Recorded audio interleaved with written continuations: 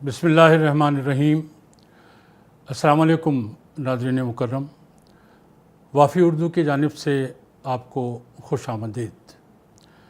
मैं हूँ आपका मेज़बान ज़ियाउद्दीन नईम और हमारे आज के मेहमान हैं मोहतरम जनाब सैयद अबरार हुसैन, अदीब, शायर, दानिश्वर और सिफारतकार। नाज़रीन कराम, जनाब अबरार हुसैन ने पेशावर यूनिवर्सिटी से अंग्रेज़ी ज़बान और अदब में एमए करने के बाद सीएसएस का इम्तहान पास करके फ़ॉरेन सर्विस ऑफ पाकिस्तान में शमूलियत की और मुल्कों घूम कर पाकिस्तान की खिदमत बजा लाए। इन्हें रिटायर्ड हुए कुछ ही अर्सा गुजरा है। सर्विस के दौरान इस्लामाबाद और रावलपिंडी की अदबी महफ़िलों में कम ही शरीक हो पाते थे। अब अक्सर तकारीब में रौनक अफ़ज़ाई का बायस होते हैं। इंतहाई मुहज़्ज़ब रवैये और नहायत शाइस्ता शायरी के सबब अदबी हलक़ों में इनकी एक अलग और मुनफरिद पहचान है। तुम जलाओ तो दिया के नाम से अबरार साहब का मजमूए कलाम छप चुका है और फ़न उरूस पर उनकी किताब उर्दू बहरें 1998 ही में मुनस्से शुहूद पर आ चुकी है। इनके दो शेर देखिए कि मुझ में रच बस गई है खाके वतन की खुशबू, मुझ में रच बस गई है खाके वतन की खुशबू, मैं ये मिट्टी की महक साथ लिए फिरता हूँ। और दुनिया में रहो लेकिन दुनिया न रहे दिल में, पानी में रहे कश्ती, कश्ती में न हो पानी। आइए आपको इस दिलकश शख्सियत से मिलवाएं। अबरार साहब अस्सलाम वालेकुम। हम वाफ़ी उर्दू की जानिब से आपके शुक्रगुज़ार हैं कि आपने हमारे और हमारे नाज़रीन के लिए वक्त निकाला और अपने साथ नशिस्त का एज़ाज़ बख्शा। बहुत शुक्रिया। सबसे पहले तो मैं इस मोहब्बत भरे तारुफ़ के लिए बहुत शुक्रगुज़ार हूँ, वरना मन आनम के मन दानम। और फिर आपके साथ साथ मैं वाफ़ी चैनल का भी शुक्रिया अदा करता हूँ कि उन्होंने आज हमें यहाँ ये मिल बैठने का मौका मुहैया किया। जनाब, हमें पहले तो कुछ अपने बचपन, लड़कपन और उस माहौल के बारे में बताइए जिसमें आपकी शख्सियत तश्कील पाई और आप दीगर कारहाय ज़माना के साथ शायरी की जानिब भी राग़िब रह सके। मेरा होम टाउन पेशावर है, जैसा कि आपके इल्म में है। पेशावर में पैदा हुआ, वहीं तालीम हासिल की। इब्तदाई तालीम पेशावर यूनिवर्सिटी कैंपस पे जो स्कूल थे, यूनिवर्सिटी मॉडल स्कूल और इस्लामिक कॉलेजिएट स्कूल, वहाँ से हासिल की। उसके बाद इस्लामिक कॉलेज पेशावर में पढ़ा और फिर पेशावर यूनिवर्सिटी से अंग्रेज़ी में मास्टर्स की डिग्री हासिल की। बहुत खूब। यानी थ्रू आउट आपकी वहीं एजुकेशन रही कैंपस सारी। अच्छा। वालिद मोहतरम पेशावर यूनिवर्सिटी ही में फ़ारसी के प्रोफेसर थे इस्लामिक कॉलेज पेशावर में, और उनके तवस्सुत से भी और डायरेक्टली भी हमें बहुत सी ऐसी शख्सियात से फैज़ हासिल करने का मौका मिला जिनसे आहिस्ता आहिस्ता शख्सियत में निखार पैदा होता है, ये आदमी इल्म और अदब की तरफ राग़िब होता है। मुझे याद है कि जब मैं इस्लामिक कॉलेज में गया तो वहाँ पे जो असातिज़ा थे उनमें जनाब अहमद फराज उर्दू पढ़ाया करते थे, जनाब मोहसिन एहसान अंग्रेज़ी के उस्ताद थे, प्रोफेसर मोहम्मद अहमद शमसी साहब जो बहुत बड़ी अदबी शख्सियत थे, वो शोबे अंग्रेज़ी में थे। तो इस किस्म के असातिज़ा से पढ़ के ख़ुद ब खुद इल्म और अदब की तरफ राग़िब हो जाना एक बहुत ही फितरी सी बात है। फिर जब मैं शोबे अंग्रेज़ी में आया तो वहाँ जिस पाए के असातिज़ा थे, मसलन दाऊद कमाल साहब का अंग्रेज़ी शायरी में बहुत बड़ा नाम है। اور امریکنز نے انہیں 3 دفعہ گولڈ میڈل دیا ان کی انگلش پوئٹری پہ. پروفیسر بشیر الدین صاحب ہمارے چیئرمین تھے. جناب عزیز الصمد صاحب جو ایک بہت ہی قابل ہستی، علم و ادب میں ان کا بڑا نام تھا، وہ ہمارے اساتذہ میں تھے. تو اس ماحول میں جا کر ایک فطری بات ہے کہ آدمی علم و ادب کی طرف راغب کوئی شک نہیں، بڑی خوش قسمتی کی بات ہے یہ. جی. اور اس کے علاوہ کچھ گھر سے ماحول ایسا ملا، جیسے میری والدہ بھی بہت زیادہ علم و ادب کی طرف راغب تھیں. ان سے بہت سے اشعار ہم نے سنے. اچھا. اور وہ خود بھی شعر کہتی تھیں یا اچھے اشعار یاد؟ نہیں، لیکن اچھے اشعار یاد تھے. جی. اسی طرح والد صاحب، جیسے میں نے عرض کیا کہ شعبہ فارسی میں استاذ تھے اسلامیہ کالج میں، اور خود بھی فارسی میں شعر کہتے تھے. تو ان کی وجہ سے فارسی شاعری سے ایک شغف پیدا ہوا، جس نے بالآخر میری اردو کو بہتر کرنے میں بڑا کردار ادا کیا. اچھا، ہم یہ چاہیں گے کہ آپ کا جو کلام ہے وہ سنا جائے، اور اس کی ابتدا حمد رب جلیل سے ہو. کس کو ہے دائم بقا تیرے سوا، کس کو ہے دائم بقا تیرے سوا، سب ہیں فانی اے خدا سبحان اللہ، تیرے سوا. سبحان اللہ، سبحان اللہ. لائق تحمید ہے تیری ہی ذات، لائق تحمید ہے تیری ہی ذات، ہو بھلا کس کی ثنا تیرے سوا. واہ واہ واہ واہ. اور ساری دنیاؤں کی ساری نعمتیں، ساری دنیاؤں کی ساری نعمتیں، کیا مصرع ہے، ہیں بھلا کس کی عطا تیرے سوا. سوا. سبحان اللہ. اور جب بھی ہو مضطر مدد کا خواستگار، خوب. جب بھی ہو مضطر مدد کا خواستگار، کون سنتا ہے دعا تیرے سوا. سبحان اللہ، سبحان اللہ. پھر عطا فرمائیے گا. جب بھی ہو مضطر مدد کا خواستگار، کون سنتا ہے دعا تیرے سوا. اور جو تجھے بھولا ہوا وہ در بدر، جو تجھے بھولا ہوا وہ در بدر، کیوں کہیں جائے گدا تیرے سوا. سبحان اللہ، سبحان اللہ. کیوں کہیں جائے گدا تیرے سوا. اے میرے رب تو ہے غفار و غفور، بے شک. اے میرے رب، اے میرے رب تو ہے غفار و غفور، کون بخشے گا خطا تیرے سوا. سبحان اللہ، سبحان اللہ. ابرار صاحب، کس عمر میں آپ پر یہ بات کھلی کہ آپ شعر کہہ سکتے ہیں، اور کیا آپ کو یہ یاد ہے کہ آپ کا پہلا شعر کون سا تھا؟ جی، اصل میں شروع کے جو اشعار ہوتے ہیں، ویسے تو جب میں ہائی اسکول میں تھا تو اس وقت ایک یہ ذوق پیدا ہو گیا تھا کہ اچھا شعر دیکھوں اور پڑھوں، چونکہ کچھ مختلف ڈیبیٹس میں جانا ہوتا تھا، مختلف مقابلوں میں حصہ لینا ہوتا تھا، اور اس وقت ایک بڑی صحت مند روایت تھی بیت بازی کی. بیت بازی میں حصہ لینا ہوتا تھا تو اچھے اشعار یاد کرنے پڑتے تھے. اس وجہ سے آہستہ آہستہ یہ شوق پیدا ہوا کہ میں بھی شعر کہوں. لیکن شعر کہنے میں نے شروع کیے جب میں کالج میں تھا. لیکن شروع کے شعر جو ہیں وہ اصل میں شاعری سے زیادہ ورسیفیکیشن ہوتے ہیں، کہ آپ صرف شعر چیزوں کو وزن میں لا رہے ہیں. تو اس لیے وہ اب ریکارڈ پہ بھی نہیں اور یاد بھی نہیں، کہ وہ صرف ایک مشق ہی ہوتی ہے. اچھا، آپ کا ایک بڑا مارکہ آرا نعتیہ شعر ہے. میں تو بڑی دیر اس کے ٹرانس سے نہیں نکل سکا تھا جب اسے پڑھا، کہ اسے امی لقب کہہ کر بھی شہر علم گردانوں، اسے امی لقب کہہ کر بھی شہر علم گردانوں، کہ ناموں سے قلم وہ بے قلم یوں بھی ہے اور یوں بھی. تو میں یہ چاہوں گا کہ آپ ہمارے ناظرین کے لیے اپنی کوئی نعت عطا فرمائیں. جی، ایک نعت جو کچھ عرصے پہلے ہی لکھی تھی، یہ اصل میں ایک استغاثہ ہے حضور اکرم صلی اللہ علیہ وسلم کے دربار میں، وہ میں سنا دیتا ہوں. ایک کرن روشنی کی عطا کیجئے، ایک کرن روشنی کی عطا یا نبی دہر میں تیرگی ہے بہت، اے شہ بحر و بر ایک کرم کی نظر، مشکلوں میں گھری زندگی ہے بہت. آج شام و فلسطین ہیں گریہ کنا، آج شام و فلسطین ہیں گریہ کنا، اہل کشمیر و کابل ہوئے بے امان، ہے مسلماں کی ہر داستاں خون چکاں. چار جانب یہاں بے بسی ہے بہت، بے شک اور خون مسلم سے رنگین رنگون ہے، خون مسلم سے رنگین رنگون ہے، خون مسلم سے رنگین رنگون ہے، خون میں ڈوبی ہوئی شاخ زیتون ہے،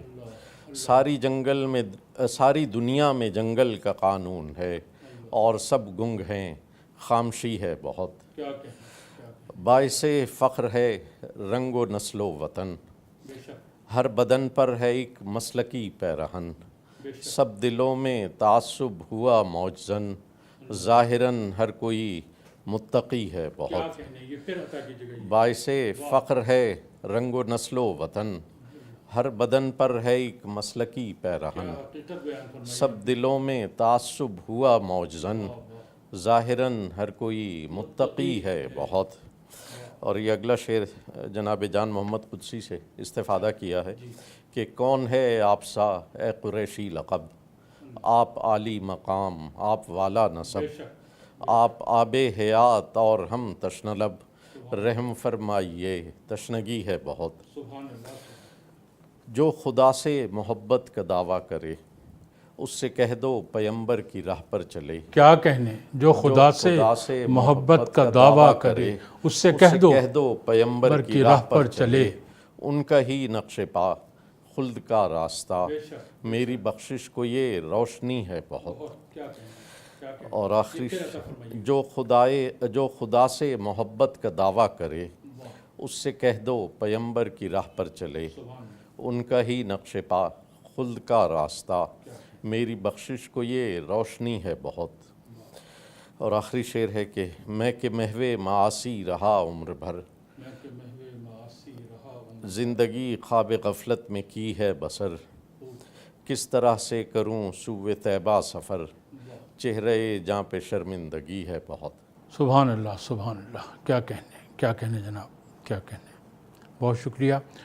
آپ کی کتاب ابرار صاحب تم جلاؤ تو دیا، تو جب ہم اسے دیکھتے ہیں تو زیادہ تر اس میں غزلیں ہیں، کئی آزاد نظمیں بھی ہیں، اور غزل کی حیت میں کچھ نظمیں بھی ہم کو دکھائی دیتی ہیں، روایتی پابند نظم بھی ایک آدھ موجود ہے۔ یہ فنی اعتبار سے تو اس بات کی دلیل ہے کہ آپ ایک ورسٹائل ہنر رکھتے ہیں، لیکن میں یہ دریافت کرنا چاہوں گا کہ آپ بوقت تخلیق غزل، پابند نظم یا آزاد نظم کس میں زیادہ کمفرٹیبل محسوس کرتے ہیں؟ جی، جیسا کہ آپ نے فرمایا کہ غزل اور نظم اور پھر آزاد نظم ہر کی اپنا اپنا ایک مقام ہے، اور سب میں کہنے سے ایک تنوع کا اظہار بھی ہوتا ہے، لیکن میرا ذاتی خیال یہ ہے کہ ایک طرف تو یہ کہ غزل جو ہے وہ اردو شاعری کی ایک ایسی صنف ہے کہ جب تک آپ غزل نہ کہیں آپ اردو کے شاعر کہلانے کے مستحق نہیں سمجھے جاتے، اور دوسری طرف غزل ایک ایسا امتحان ہے کہ آپ نے کنڈینسڈ فارم میں ایک مضمون کو ایک شعر میں لا کے رکھنا ہے، لیکن اگر وہ مضمون اتنا وسیع ہے اور اس کی وسعت کا یہ تقاضا ہے کہ وہ ایک شعر میں نہ آ سکے تو پھر آپ مجبوراً ایک نظم کہتے ہیں، اور اس نظم میں بھی اس کی جو فارم ہے کہ وہ پابند نظم ہے یا آزاد نظم ہے، یہ بھی اس مضمون کی وسعت خود ہی طے کرتی ہے کہ اس کا پھیلاؤ کس طرح بہتر اور نیچرل انداز میں ہوگا۔ چنانچہ جب تک آزاد نظم نہیں تھی تو شاید پابند نظم میں لوگ بہت سی چیزیں نہیں کہہ پاتے تھے، اور اب وہ آزادی زیادہ مل گئی ہے اور آزاد نظم میں بھی لوگ بہت اچھا کہہ رہے ہیں۔ مجھے ذاتی طور پہ یہ لگتا ہے کہ میں آزاد نظم بہتر اور زیادہ آسانی سے کہہ سکتا ہوں، کمفرٹیبلی آپ کہہ سکتے ہیں، زیادہ کمفرٹیبل۔ اچھا، ٹھیک، تو کوئی غزل ہمارے ناظرین کے لیے عطا فرمائیے۔ جی، میں ایک شروع کے زمانے کی غزلوں میں سے ایک ہے کہ چمن تاریکیوں میں رات بھر رہنے پہ روتا ہے، چمن تاریکیوں میں رات بھر رہنے پہ روتا ہے، ندامت رات بھر کی شبنمی اشکوں سے دھوتا ہے، کیا کہنے، ندامت رات بھر کی شبنمی اشکوں سے دھوتا ہے، اور نہ جانے بہر کو یہ چشم بینا کس نے بخشی ہے، نہ جانے بہر کو یہ چشم بینا کس نے بخشی ہے، خزف ساحل پہ لاتا ہے گوہر دل میں سموتا ہے، خزف نہ جانے بہر کو یہ چشم بینا کس نے بخشی ہے، خزف ساحل پہ لاتا ہے گوہر دل میں سموتا ہے۔ اور یہ شعر دیکھیے کہ نہیں گر ڈوبتی لکڑی تو مجبوری ہے پانی کی، نہیں گر ڈوبتی لکڑی تو مجبوری ہے پانی کی، کہ جس کی پرورش خود کی اسے کوئی ڈبوتا ہے، کہ جس کی پرورش خود کی، نہیں گر ڈوبتی لکڑی تو مجبوری ہے پانی کی، کہ جس کی پرورش خود کی اسے کوئی ڈبوتا ہے۔ اور خدا کی شان ہے بارش بھی ہو جاتی ہے فوراً ہی، خدا کی شان ہے بارش بھی ہو جاتی ہے فوراً ہی، زمین دل میں جب بھی کوئی غم کے بیج بوتا ہے، خدا کی شان ہے بارش بھی ہو جاتی ہے فوراً ہی، زمین دل میں جب بھی کوئی غم کے بیج بوتا ہے۔ اور آخری شعر ہے کہ ہوس کو حرص کو لالچ کو دو عالم بھی ناکافی، واہ واہ، ہوس کو حرص کو لالچ کو دو عالم بھی ناکافی، قناعت کے لیے چھپر بھی ہفت اقلیم اللہ ہوتا اللہ، ہے، کیا کہنے کیا کہنے، پھر عطا ہو۔ ہوس کو حرص کو لالچ کو دو عالم بھی ناکافی، قناعت کے لیے چھپر بھی ہفت اقلیم ہوتا ہے۔ کیا کہنے، بہت شکریہ۔ قناعت کے لیے چھپر بھی ہفت اقلیم ہوتا ہے۔ واہ جناب واہ۔ ابرار صاحب، آپ کی غزلیں جب ہم دیکھتے ہیں تو وہ بالعموم مروجہ جو بحریں ہیں، آسان، اور زیادہ تر جو ردیفیں ہیں مختصر، اور قافیے بھی عام فہم، ان میں ہم کو لگتا ہے کہ وہ کہی گئی ہیں، اور یہ بھی محسوس ہوتا ہے کہ ایسا شاید ارادتاً کیا گیا ہے۔ تو ایک عام شاعرانہ رویہ ایسا ہے کہ کچھ مشکلات قاری کے لیے پیدا کی جاتی ہیں اس حوالے سے بھی۔ تو مجھے یوں محسوس ہوتا ہے کہ آپ کے ہاں فکر و نظر پر فوکس زیادہ ہے، تو کیا میں درست سمجھا ہوں شاعری میں؟ جی ایسا بھی ہے، اور کچھ میرا اپنا خیال یہ ہے کہ جیسے میری زندگی سادہ ہے، میرا کردار ہے، ایک فطری طور پہ جو چیز چلی جاتی ہے، تو اسی کا ایک ریفلیکشن اس میں بھی آ گیا ہے کہ بحریں عموماً سادہ ہیں، اور کوئی میں نے مشکل پسندی کی کوشش نہیں کی، یعنی عروض پہ کتاب لکھنے کے باوجود میں نے کبھی یہ کوشش نہیں کی کہ میں کوئی مشکل بحر لے کے اس میں طبع آزمائی کروں۔ بالکل بالکل ٹھیک۔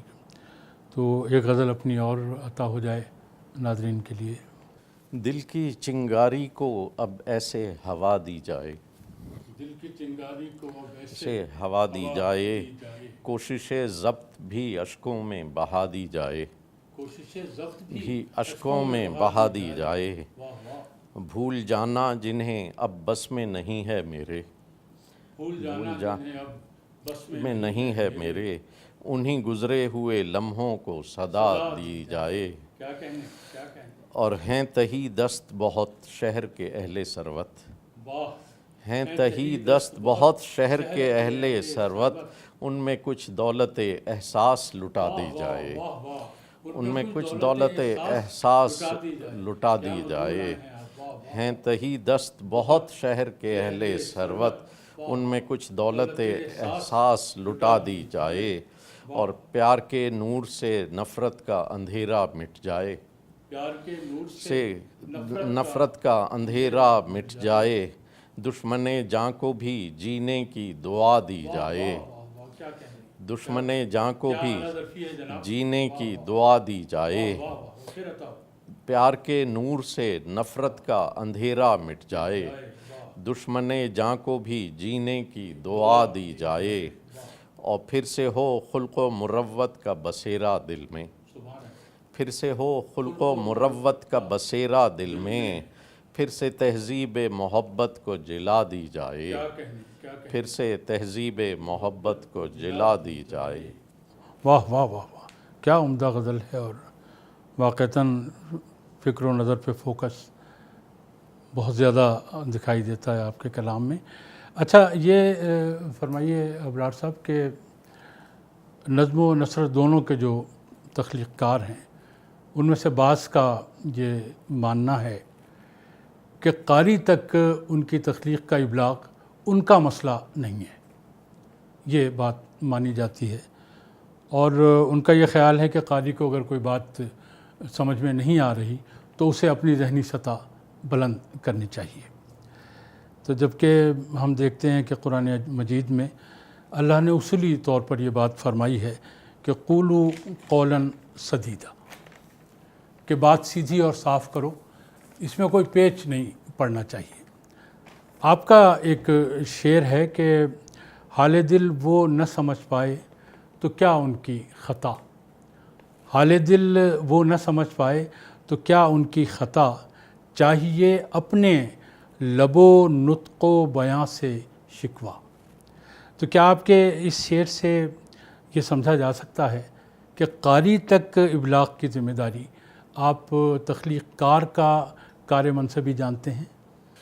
جی بالکل، میرا تو خیال ہے کہ جب آپ لکھتے ہیں، چاہے آپ نثر لکھ رہے ہیں یا نظم، افسانہ، جو بھی کچھ آپ لکھ رہے ہیں، اس میں اگر ابلاغ نہیں ہے تو آپ کے لکھنے کا مقصد ہی ختم ہو جاتا ہے، چاہے ادب برائے زندگی ہے یا ادب برائے ادب ہے۔ لیکن یہ تو ہے کہ شاعری جب آپ کرتے ہیں یا ادب میں کوئی بھی تخلیق آپ کرتے ہیں تو جو آپ کے اپنے احساسات، اپنے جذبات ہیں، ان کا اظہار ہوتا ہے۔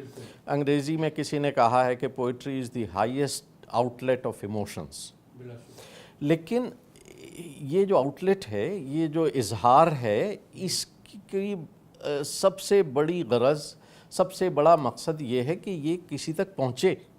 اگر وہ ابلاغ نہیں ہو رہا تو یہ سب کچھ کہنے کا کوئی مقصد ہی نہیں رہ جاتا، یعنی پھر تو خود کلامی ہے۔ جی بالکل بالکل، بہت درست بہت درست۔ اچھا ایک غزل اور سنانے کی میں زحمت دوں گا آپ کو، اگر آپ اجازت دیں تو میں ایک آزاد نظم، جی جیسے میں نے پہلے عرض کیا تھا کہ میں زیادہ اس میں کمفرٹیبل فیل کرتا ہوں۔ یہ ایک نظم ہے جو میں جب لبنان میں تھا تو میں نے لکھی تھی، لیکن یہ اتفاق سے بوجوہ میرے اس میں مجموعہ کلام میں شامل نہیں ہوئی۔ جنین ایک جگہ تھی جہاں پہ اسرائیلیوں نے قتل عام کیا تھا فلسطینیوں کا، تو یہ اس حوالے سے ہے۔